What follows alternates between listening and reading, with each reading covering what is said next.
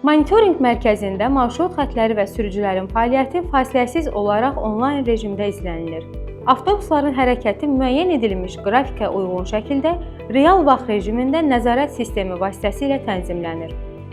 Gün ərzində müxtəlif saatlarda avtobusların hər birində olan sərnişin sıxlığına nəzarət edilir, sərnişin axınının çox olduğu dayanacaqlara əlavə köməkçi avtobuslar göndərilir. Görüntülər 3 və 147 nömrəli müntəzəm marşrut xəttinin avtobuslarındandır.